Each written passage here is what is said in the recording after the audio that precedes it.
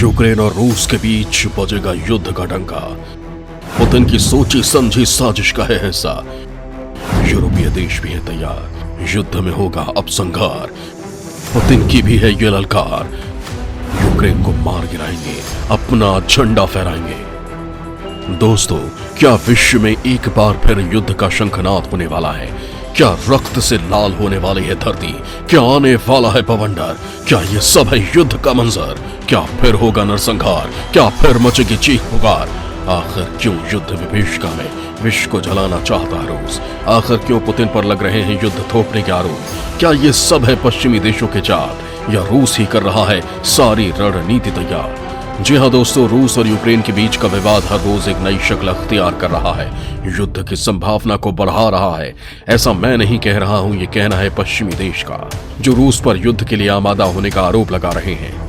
रूस को बता रहे हैं कि अगर युद्ध का शंखनाद हुआ तो गंभीर परिणाम होंगे। आखिर क्या है ये पूरा विवाद? क्यों रूस और यूक्रेन में ठन गई है? क्यों रूस ने अपने हथियारों का जखीरा सीमा पर तैनात कर दिया है?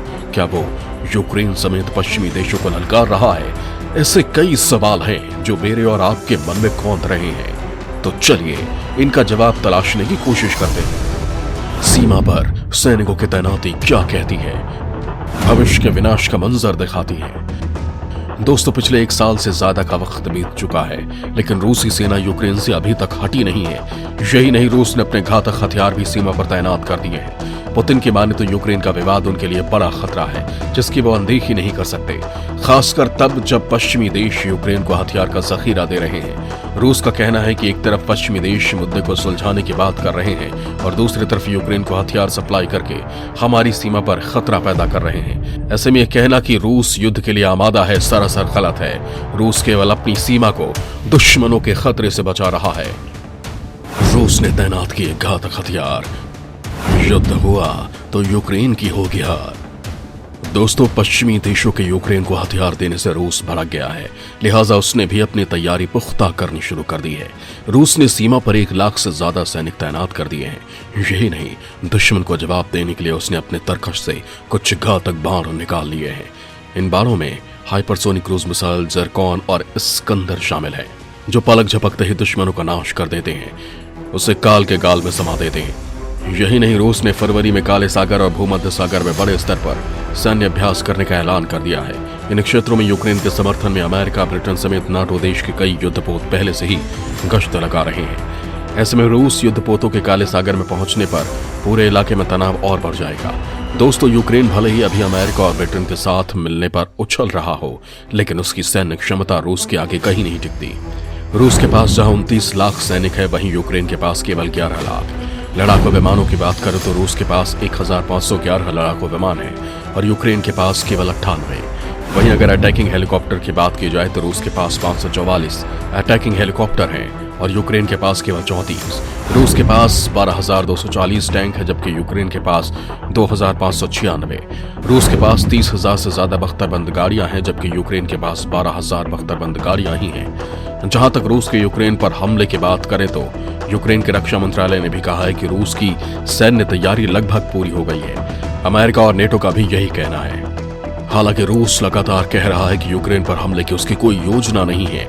रूसी सेना के प्रमुख वलेरी गेरासिमोव ने हमले की योजना से संबंधित खबरों को झूठा करार दिया है। रूस के राष्ट्रपति व्लादिमीर पुतिन ने भी ऐसी किसी खबर से इनकार किया है। दोस्तों, रूस यूक्रेन के संघर्ष की जड़ क्या है? आखिर क्यों रूस यूक्रेन पर कब्जा करना चाहता है? इसे जानने के लिए आपको थोड़ा फ्लैशबैक में जाना होगा। ये बात है 1991 की, जब यूक्रेन सोवियत संघ का हिस्सा हुआ करता था, लेकिन उसके पतन के बाद यूक्रेन अलग देश बन गया। कहने को तो यूक्रेन अलग देश था, लेकिन उसके ऊपर नेटो और पश्चिमी देशों की छाप साफ देखी जा रही थी। यूक्रेन के साथ रूस के विवाद की सबसे बड़ी वजह भी यही है। रूस इस बात से नाराज था कि यूरोपीय देश यूक्रेन इतने करीब क्यों हैं।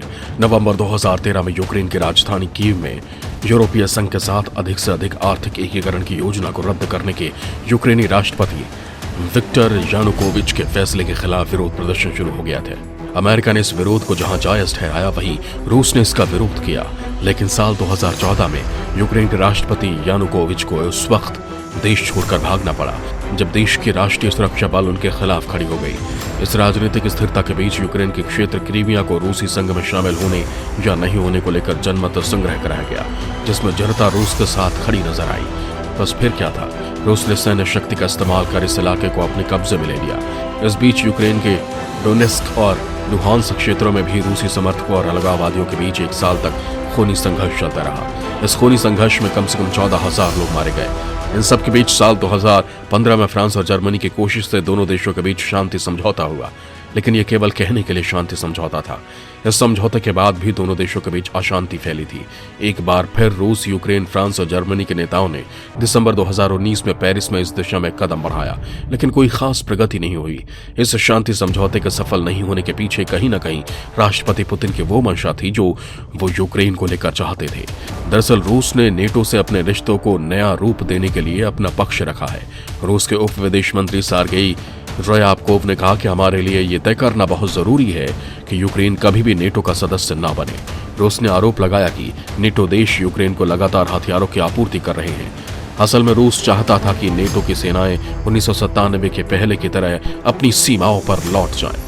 उसकी मांग थी कि नेटो गठबंधन पूर्व में अब अपनी सेना का और विस्तार न करे और पूर्वी यूरोप में अपनी सैन्य गतिविधियां बंद कर दे, जिसका मतलब था कि नेटो को पोलैंड और बाल्टिक देशों एस्टोनिया, लातविया और लिथुआनिया से अपनी सेनाएं वापस बुलानी होंगी। साथ ही पोलैंड और रोमानिया जैसे देशों में वो मिसाइलें तैनात नहीं रख सकेंगे। लेकिन नेटो और पश्चिम देश इसे मानने को तैयार नहीं हुए, लिहाजा विवाद खत्म होने के बजाय बढ़ता ही जा रहा है। रूस के किलेबंदी की कोशिश, पश्चिमी देशों ने रचा चक्रव्यूह। दोस्तों, सोवियत संघ का मुकाबला करने के लिए ही साल 1949 में नेटो की स्थापना की गई थी, जिसमें सोवियत संघ से अलग हुए कई देश शामिल थे। संधि के मुताबिक अगर नेटो के सदस्य देशों में से किसी एक पर कोई देश हमला करता है तो पूरा गठबंधन उसकी रक्षा के लिए जुट जाएगा। रूस चाहता है कि नेटो ये सुनिश्चित करे कि यूक्रेन और जॉर्जिया, जिस पर उसने 2008 में आक्रमण किया था, नेटो गठबंधन में शामिल न हो। लेकिन बाइडेन प्रशासन ने इससे साफ इनकार कर दिया है, जिससे रूस भड़क गया है और सीमा पर सैनिकों का जमावड़ा लगा दिया है। रूस के इस कदम को यूरोपीय देश युद्ध के रूप में देख रहे हैं। हालांकि इस विवाद को सुलझाने के लिए रूस और अमेरिका के बीच कई दौर की वार्ता हो चुकी है। शुक्रवार को भी इसी कड़ी में एक बैठक हुई, लेकिन वो बेनतीजा साबित हुई। बैठक के बाद दोनों देशों ने कहा कि अभी तक कोई भी बड़ी उपलब्धि हासिल नहीं हो सकी है। सीमा पर क्या है हालात, रूस को अमेरिका की चेतावनी। दोस्तों, यूक्रेन और उसकी सीमा पर लाखों रूसी सैनिकों और हथियारों की तैनाती को अमेरिका और नेटो देश खतरे के तौर पर देख रहे हैं। दिसंबर में जारी अमेरिकी खुफिया रिपोर्ट के मुताबिक रूस कभी भी यूक्रेन पर हमला कर सकता है, इसलिए वो फॉल्स ऑपरेशन का सहारा भी ले सकता है, जिसके तहत रूसी अलगाववादी यूक्रेन की तरफ से रूसी सेना पर फर्जी हमला कर देंगे और जवाब देने के नाम पर रूस यूक्रेन पर हमला कर देगा। रूस ऐसी किसी हरकत को अंजाम न दे सके, इसके लिए पश्चिमी देश कोशिश में लगे हैं। अमेरिकी राष्ट्रपति बाइडेन ने रूस को चेतावनी दी है कि रूस ने यदि यूक्रेन पर हमला किया तो उस पर ऐसे प्रतिबंध लगाए जाएंगे जिनके बारे में कभी देखा सुना ना होगा। रूस के लिए सबसे बड़ा आर्थिक झटका यह हो सकता है कि रूस के बैंकिंग सिस्टम को अंतर्राष्ट्रीय स्विफ्ट पेमेंट सिस्टम से काट दिया जाए। दोस्तों, स्विफ्ट एक मैसेजिंग नेटवर्क है। इसका पूरा नाम society for world wide interbank financial telecommunication है। बैंक और बाकी वित्तीय संस्थाएं देश के बाहर भुगतान करने के लिए इसका इस्तेमाल करती हैं।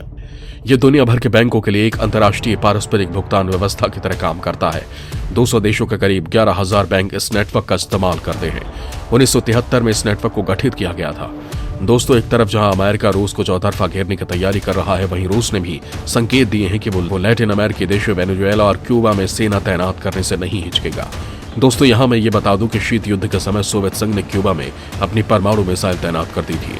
क्यूबा में जिस जगह ये सोवियत मिसाइल तैनात थी वो अमेरिका से सिर्फ 145 किलोमीटर दूर था। इससे तनाव काफी बढ़ गया था। ये भी हो सकता है कि जर्मनी में रूस के नॉर्ड स्ट्रीम 2 गैस पाइपलाइन को चालू करने से रोक दिया जाए। जर्मनी से मंजूरी देने पर विचार कर रहा है। जर्मनी की विदेश मंत्री एनालेना बेरबॉक ने साफ कहा है कि रूस ने यदि कोई सैनिक कार्रवाई की तो इस पाइपलाइन पर काम शुरू नहीं हो पाएगा। माना यह भी जा रहा है कि रशियन डायरेक्ट इन्वेस्टमेंट फंड या रूबल को विदेशी मुद्रा में बदलने वाले बैंकों पर प्रतिबंध लगाने वाले कदम भी उठाए जा सकते हैं। इन सब के बीच एक बड़ा सवाल ये उठता है कि इस हालात में भारत का क्या रुख होगा, वो किस तरह इस हालात से निपटेगा और अमेरिका और रूस दोनों देशों के साथ सामंजस्य बिठाने के लिए वो क्या करेगा। इसका जवाब तो भविष्य के गर्भ में छिपा है, लेकिन हमें पूरा भरोसा है कि पीएम मोदी ने इसके लिए कोई न कोई रणनीति जरूर तैयार की होगी। हो सकता है कि इस युद्ध को रोकने में पीएम मोदी ही बड़ी भूमिका निभाएं और विश्व को विनाश लीला के मुंह में जाने से बचाएं। दोस्तों, आपको हमारा ये वीडियो कैसा लगा हमें कमेंट बॉक्स में जरूर लिखें। जय हिंद, जय भारत।